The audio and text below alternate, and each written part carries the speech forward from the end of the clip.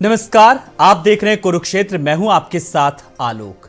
उत्तराखंड देवभूमि, जहां प्रकृति की सुंदरता किस तरीके से हर तरफ बिखरी पड़ी है, महसूस की जा सकती है। लेकिन उसी उत्तराखंड के एक हिस्से में इन दिनों जो आपदा है, जिसने अपना कहर बरपाया है, जी हां, आप भी समझ रहे हैं, हम बात कर रहे हैं वो हिस्सा जो आजकल प्रभावित है इन दिनों, जोशीमठ की, जहां पर राहत और बचाव कार्य तो लगातार जारी है। लेकिन वहां के जो रहने वाले लोग हैं, स्थानीय लोग हैं, जो लगभग 25,000 जो घर हैं, लोग हैं वहां पर रहने वाले, उनको हर पल किसी न किसी अनहोनी का डर सता रहा है। हालांकि मुख्यमंत्री पुष्कर सिंह धामी गए वहां पर, कल रात भी उन्होंने वहीं पर गुजारी और साफ तौर पर उन्होंने आश्वासन भी दिया कि वो उन लोगों के साथ हैं। मुआवजे का भी ऐलान किया और बाजार के रेट पर मुआवजा होगा और सामान लाने ले जाने के लिए भी 50,000 का उन्होंने सबको ऐलान किया। इन सब के बीच एक तरफ राजनीति भी हो रही है, लेकिन कुल मिलाकर के सबसे पहले जो प्राथमिकता है वो ये, जो लोगों का जो वहां पर दर्द है, जो समस्याएं हैं, उनको कहां पर किस तरीके से सुरक्षित जो है वो पहुंचाया जाए, उनके लिए क्या कुछ वैकल्पिक व्यवस्था है, फोकस इस पर करना है। राजनीति अपनी जगह है, सियासत अपनी जगह है। तो कुल मिलाकर के आज की इस परिचर्चा में एक बड़े हेल्दी पैनल के साथ हम कुछ सवालों के जवाब लेंगे, जिसमें सियासत हो रही है तो क्यों नहीं, विपक्ष अपना क्या कुछ अहम रोल अदा कर रहा है, मिश्रा कमेटी जो बनाई गई थी उस पर क्या कुछ मंथन हुआ, कितनी बार उस पर चर्चा हुई, और वैज्ञानिक दृष्टिकोण से। और सबसे बड़ी बात है, आज की इस डिबेट में हम कुछ ऐसे भी सवालों के जवाब लेंगे, इसीलिए एक खास पैनल हमने बुलाया है कि अब आगे किस तरीके से इस आपदाओं से इस तरीके से बचा जा सकता है, कौन कौन से ऐसे प्रोजेक्ट हैं जिनको लेकर के अगर बात करें तो उन पर किस तरीके से मंथन होगा। सबसे पहले जो हमारे साथ मेहमान जुड़े हैं, खास मेहमान, उनके पास हम जाएंगे। और सबसे पहले नावेद शिकोह जी हैं, एक वरिष्ठ पत्रकार हैं। नावेद जी नमस्कार, बहुत बहुत आपका स्वागत है। और साथ ही साथ एवी चौबे जी हैं, जो कि भूगर्भ विशेषज्ञ हमारे साथ जुड़े हैं। एवी चौबे जी नमस्कार, आपका भी बहुत बहुत स्वागत है।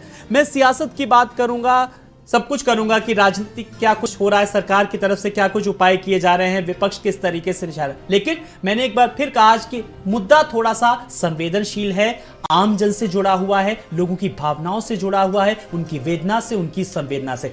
सीधे सीधे मैं एवी चौबे के पास आ रहा हूं। एवी चौबे जी, एक बार फिर मैं आपका स्वागत करना चाहूंगा। लगातार किस तरीके से जो जोशीमठ में जो आपदा आई है, किस तरीके से पहाड़ दरक रहे हैं, लोगों के घर, वहां पर जो तस्वीरें हैं वो शायद मैं उस शब्दों में बयान नहीं किया जा सकता, उस चीज को सिर्फ और सिर्फ शायद महसूस किया जा सकता है। लोगों को वहां पर हर पल किस तरीके से डर है अनहोनी का। मैं चाहूंगा कि आप जरा इसका वैज्ञानिक दृष्टिकोण बताएं। लगातार विपक्ष तो ये और अन्य लोग सवाल उठा रहे हैं कि बड़े बड़े प्रोजेक्ट चल रहे थे जिसकी वजह से हुआ, और एनटीपीसी एक बड़ा जिम्मेदार किस तरीके से ठहराया जा रहा है। मैं सबसे पहले आपसे समझने की कोशिश करूंगा एक लेमैन के तौर पर।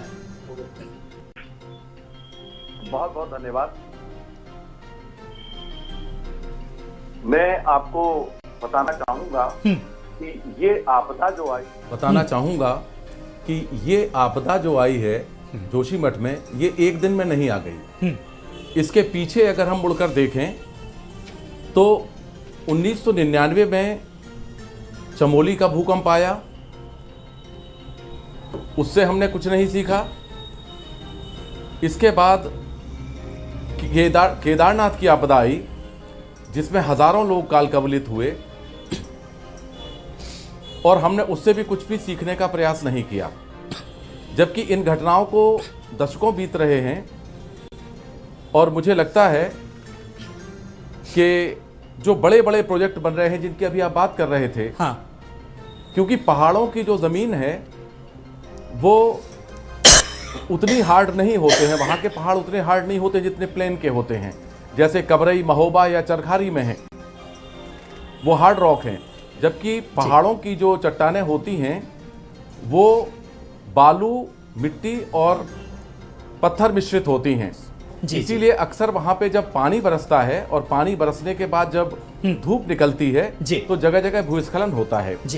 जोशीमठ की आपदा को लेकर मुझे ऐसा लगता है कि सबसे पहली बार अक्टूबर 2021 में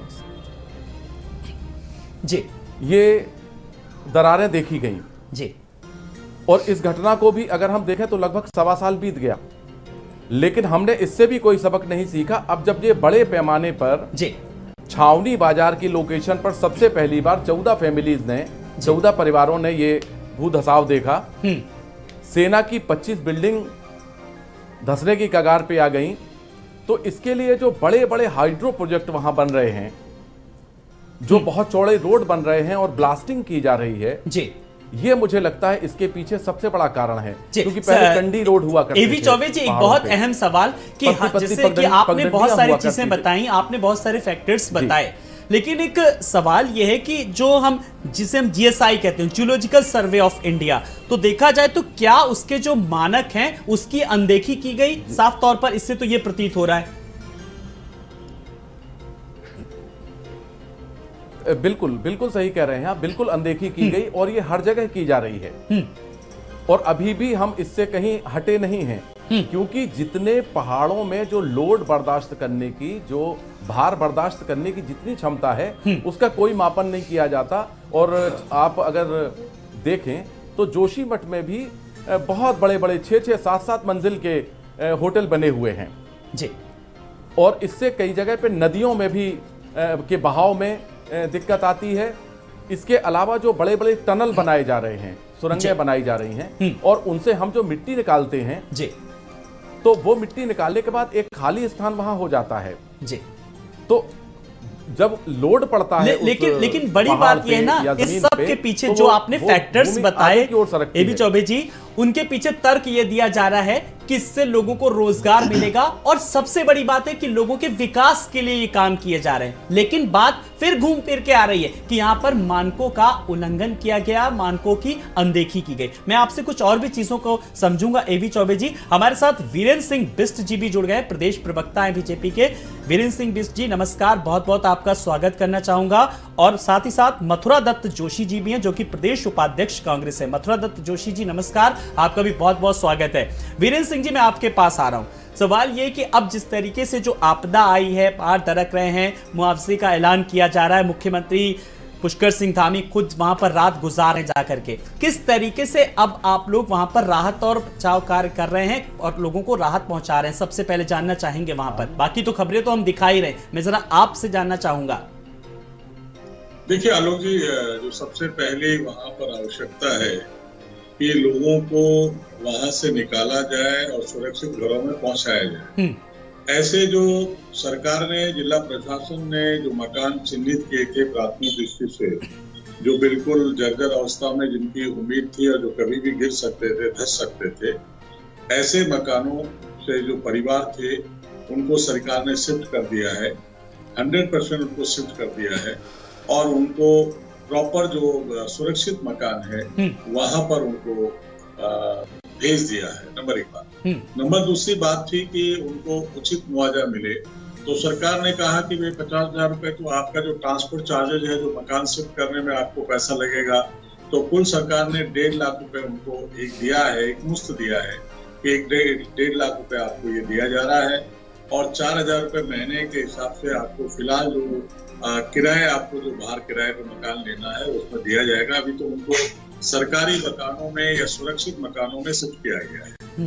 नंबर तीसरी बात है कि जो ऐसे जो लोग हैं, जो 776 के लगभग परिवार हैं जो इसमें पूरे लोकेटेड हुए हैं, जिन परिवारों को शिफ्ट किया जाना है, उनके लिए सरकार जो पुनर्वास योजना है उसकी घोषणा आज शीघ्र ही। जी वीरेंद्र सिंह जी, मैं आपको रोकना चाहूंगा।